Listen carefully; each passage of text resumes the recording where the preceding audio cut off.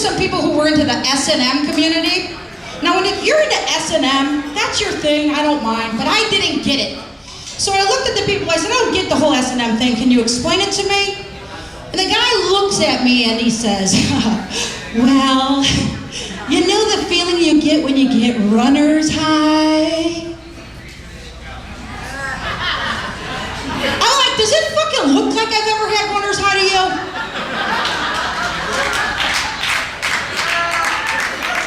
Seriously. The thing is, I've gained some weight recently, and I'll tell you right now, it's hard to go clothing shopping when you're a little overweight. Because if you go to all the cool looking clothes, they're a size 0. Okay, if you're a size 0, you shouldn't exist. I mean, if you have a skeleton, you're at least a 1, okay? The other thing is, you skinny bitches, you get like size 2, 4, 6, size 5. The fatter you get, they don't even give you numbers anymore. They just give you extra X's. Like 3X, 7X, 8X. It's like they're afraid you won't buy your clothes if it says it's a size 86. The other thing, getting fat, it's not as all glamorous as you may think. Because there's some shit people don't tell you about. For instance, you know you have gotten too fat when your underwear are so tight that they roll down to your belly and form a little ring at the top of your legs. It's like having a hula hoop in your pants. And you've got to try to get them back up without anybody knowing what the hell you're doing. So you like stick your hand in your pants and you're like, I hope nobody sees me. And if someone walks by and they give you that look like, so you start scratching. Oh, this looks really good, right? Okay, at this point you should just go balls out and be like, ha ha ha, it's kind of itchy. I gotta get it out of there. I should have brought the baby powder.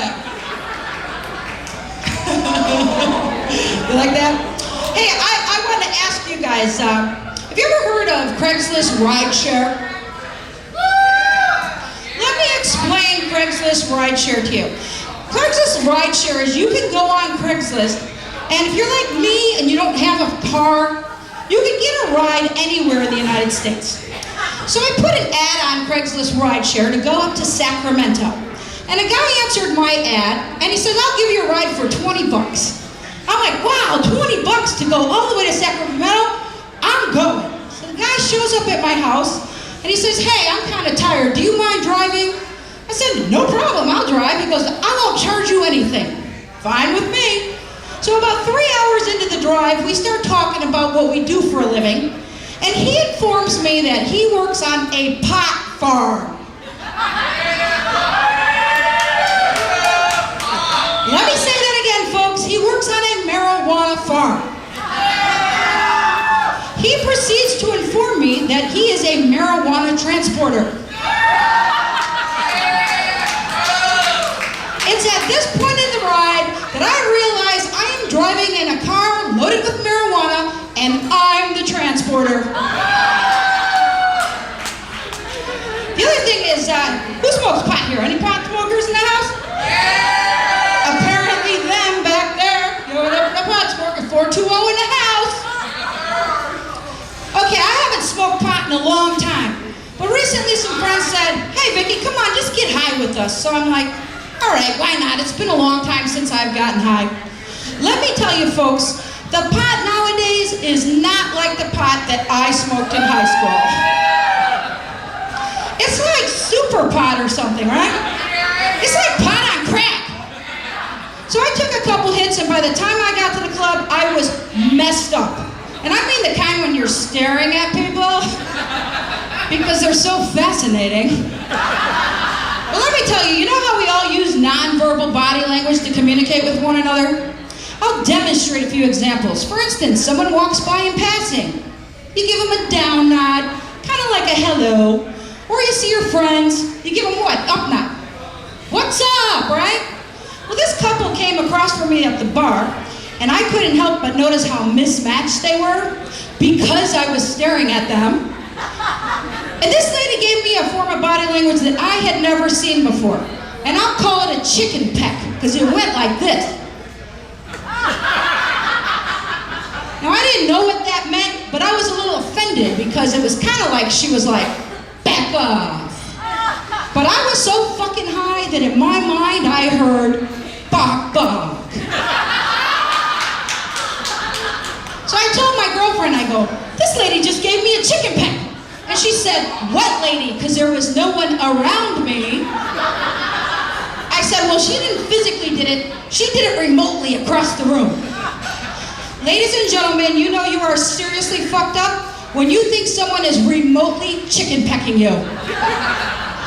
Hey, do you guys think people are getting rude these days? A lot of rude people, right? I was at the grocery store the other day in the 15 item or less line, and this guy in front of me, apparently he had more than 15 items in his basket, and the guy behind me says to him, hey, jag off, you got more than 15 items, get out of the line. Now, it dawned on me, when are we so comfortable in society with the terms of male masturbation that we use it as a noun? Like, listen, you jack off, I'm talking to you. It's not the same with the ladies, though, is it, ladies? Not so comfortable with female masturbation, right? Because you're never going to see a woman get pissed at another woman and say, listen up, you pussy plunger. I'm talking to you, you clit rubber. Why don't you go rub your vagina? We all know the universal symbol for male masturbation, too, right? What is it? Right here. As if all penises slant to the right. It's always done with this face, too. Right here. Again, you're never going to see a woman say to anybody else, hey, you pussy plunger. Right here. That's right, I'm talking to you. Right here. Why don't you go rub your vagina? Right here. You would either think I was doing some sort of retarded hand puppet or a fucked up wave.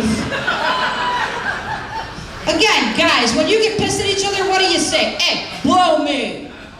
Don't guys usually want to get blown? I mean, is this such a threat? Blow me. Again, ladies, you're never going to hear a woman say to anybody else, hey, pussy plunger, why don't you go down on me? That's right.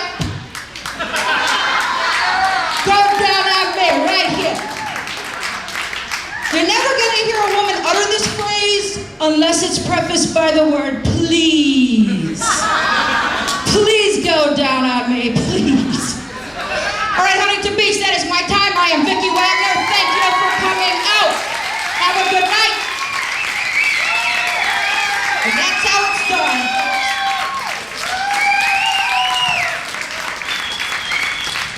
One more time for Vicki Wagner, guys. Huh?